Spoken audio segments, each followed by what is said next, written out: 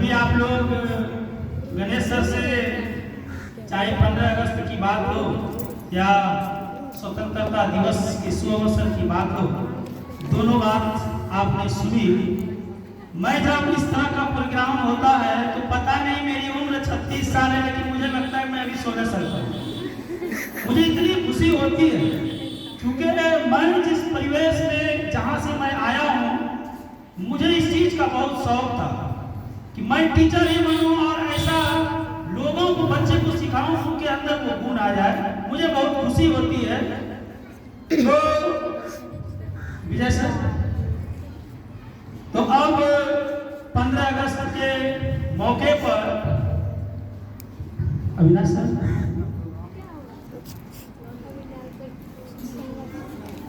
कोने बोलते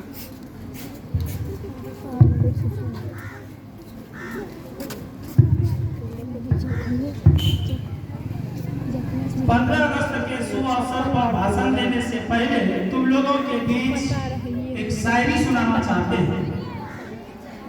आजादी की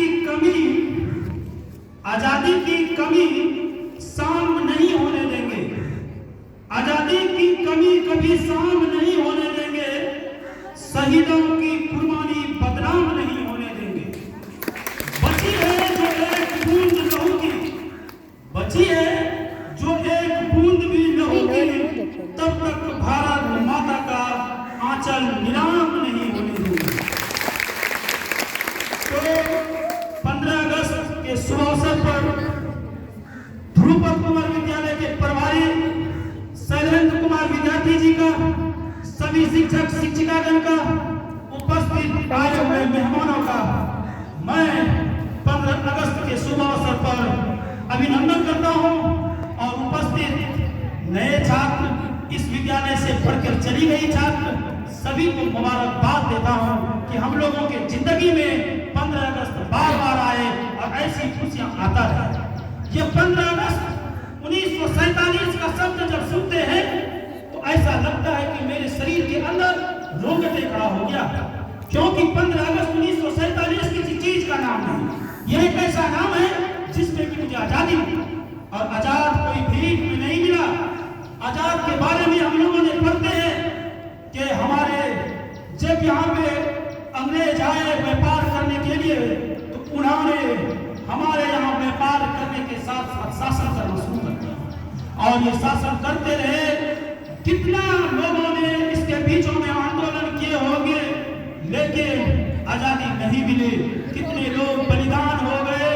आदिवासियों की बात करें तो तिलका मांझी जी, जो भागलपुर में उनका आज भी चित्र बना हुआ है, आप लोग जानते होंगे कि भागलपुर के कलेक्टर जी ने, जब जो अंग्रेजों का कलेक्टर था, जब उनको देखा, तिलका मांझी ने ये कहा कि मैं यहाँ के कलेक्टर पर ही तीर चला दूंगा, और उन्होंने तीर चला दिया और तार के गाछ पर चढ़ गया।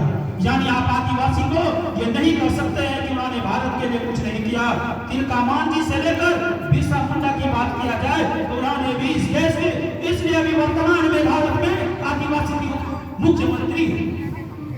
इस देश को बढ़ाने में हिंदू हो, मुस्लिम हो, सिख हो, ईसाई हो, चारों ने यहाँ पर एक ऐसी मजबूती प्रदान की और देश को आजादी मिल गया। हमारे देश में 1857 की क्रांति, भारत के प्रथम क्रांतिकारी मंगल पांडे, भारत के प्रथम क्रांतिकारी मंगल पांडे, उन्होंने एक नारा दिया, मारो फिरंगी को। एक नारा दिया, मारो फिरंगी को, और ये नारा भारत के सभी नागरिकों पर, ये उसके जुबान पर चढ़ गया कि हम लोगों को एक जुनून आ गई। लेकिन अंग्रेज इस चीज में बहुत माहिर माने जाते थे कि अंग्रेजों ने पूर्ण राजनीति की और मुसलमान और हिंदू दो भागों में बढ़ गए। फिर 1885 में अखिल भारतीय कांग्रेस की एक पार्टी बनी। 1906 में मुस्लिम लीग की स्थापना होती है, और इसी बीच दक्षिण अफ्रीका से लौटे, जिसे बापू के नाम से जानते हैं, महात्मा, वो जब आए, और उसके आने के बाद मुस्लिम लीग, कॉमन लीग और कांग्रेस पार्टी को एक जगह एकत्रित कर दिया और कहा कि हम लोग आपस में लड़ते रहेंगे तो भारत की आजादी नहीं हो सकती। सभी पार्टियों ने मिलकर कहा नहीं, हम लोगों को लड़ना है, और लड़ने के लिए गांधी जी ने कहा हम लोग आपस में सबसे पहले भाईचारा, इससे पहले ना जाने कितना अंग्रेजों ने सताया, उन्होंने वर्नाक्युलर प्रेस इंकलाब कर दिया और उस प्रेस में कर दिया कि भारत की कोई भी पेपर छाप नहीं सकते हैं उत्तेजित, कि जिससे कि भारतीय नागरिकों में एक जोश हो जाए देश के लिए। उसके बाद रॉलेट एक्ट लागू कर दिया, क्योंकि भारत के लोग प्रथम विश्व युद्ध में जाना नहीं चाहते थे, और जब प्रथम विश्व युद्ध 1914 में हुआ तो भारत के नागरिकों ने कहा मैं नहीं जाऊंगा, लेकिन अंग्रेज चाहते थे कि नहीं तुमको जाना है, और भारत को सोने का चिड़िया भी कहा जाता है, ये आप सभी जानते हैं।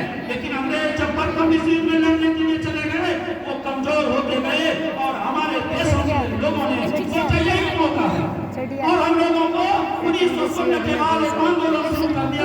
और 1919 ईस्वी में हम सभी जानते हैं कि जब अमृतसर में रॉलेट एक्ट के खिलाफ एक सभा हो रही थी, वहां पर जनरल डायर ने उन सभाओं पर गोली चलवा दिया, और जब गोली चलवा दिए तो 1000 लोगों की मृत्यु।